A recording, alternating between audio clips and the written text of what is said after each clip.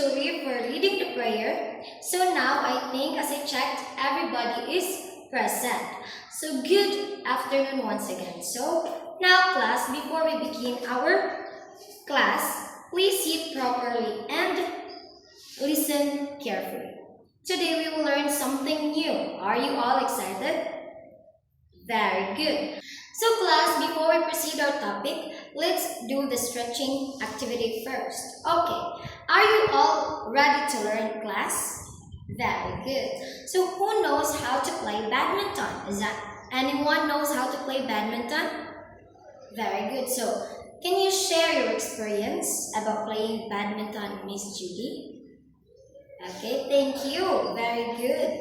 So, badminton is a fun and fast sport played with a shuttlecock and rackets. It started a long time ago from a simple game called battledore and shuttlecock, where players tried to keep the ball. A similar game was played in ancient Greece, China, and India.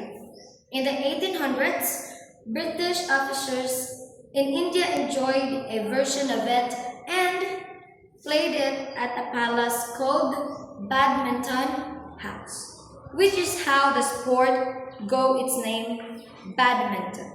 Badminton became more organized with official rules in the late 1800s. It grew popular worldwide and became an Olympic sport in 1992. With events for singles, doubles, and mixed doubles.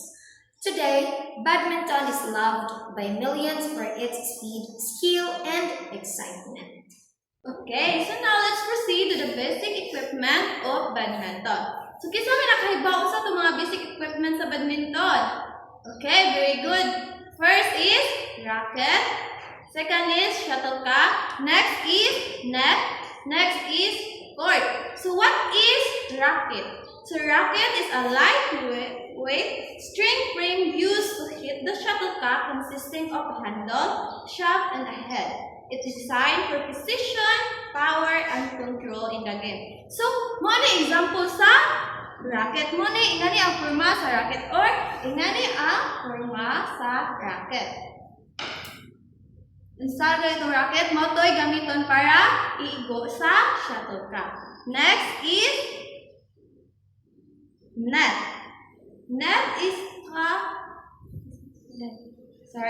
So first, next is shuttlecock. So shuttlecock is a lightweight cone-shaped projectile used in badminton. It's designed to fly court first and be the struck back and forth of the net. So mo na example sa shuttlecock. So ang shuttlecock mo na ang ig-on or like for example, kintahay sa volleyball mo ni ang bola nga ig-on tahay sa ato ang racket. Next is the net. So net is a physical barrier that divides the court to two equal halves, creating the objective of hitting the shuttlecock over it to land on the opponent's side to score the point. So, mo na example sa net. Di ba kisa may wala kita og net? Okay, so familiar na jud ta kung unsa si net. Si net mo ni siya ang gamiton para ma-divide. Di ba na si ang kontra nimo kani, then ang pikas sa nga side mo ang kita ikaw. So yung opponent mo to ang sa pikas side. So kamo ang kaning net mo ni ang barriers para mahibaw-an kung pilang score or nasud ba ang inyong shuttlecock.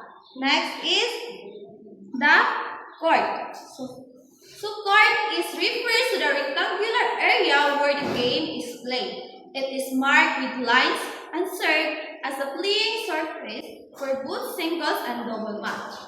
The court dimensions are typically 13.4 meters long for double and 5.18 meters for singles. So with a net height of 1.55 meters at the post. So mao ni siya ang court. So rectangular, lain po og square ang court, di ba? So rectangular gyud ang court. Daan hidapit mo ni ang sa single. Then ang gawas mo ni ang line sa double. So next is the basic rules of badminton.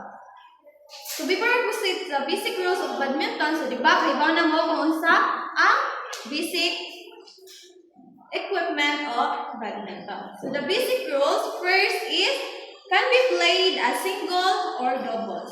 Next is the goal is to hit the shuttlecock over the net into the opponent's court.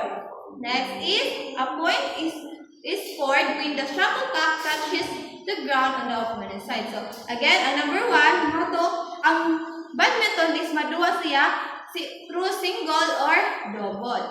And ang ikaduha is ang goal jud is maigo si shuttlecock kay para maka-score. Then next is ang point niya maka-score ka kung ang shuttlecock pag igo sa kanang imong opponent is wa ning abot sa pikas na side or wala na sagang sa imong opponent.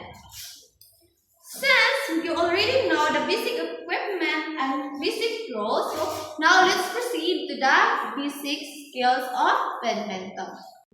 Since you already know the basic equipment and basic rules, let's proceed of the basic skills. And I will demonstrate you how to perform the basic skills. So first is proper grip. So proper grip is in a neon, like this.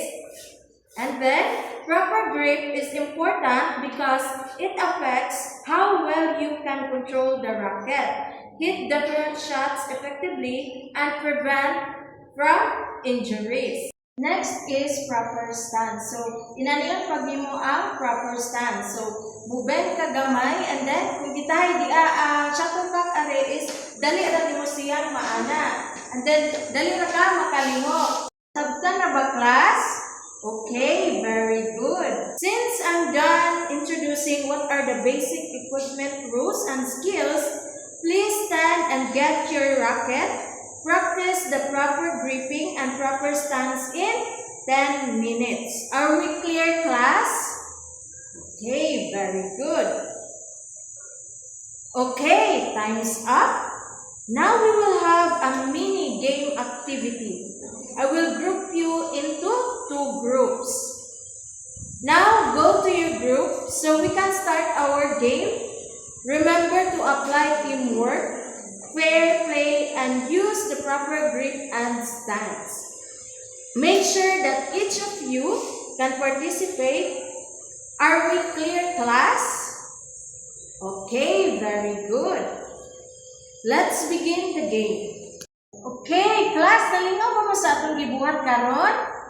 Okay, very good. Now, nakoy ipa-assignment ninyo. So, directions.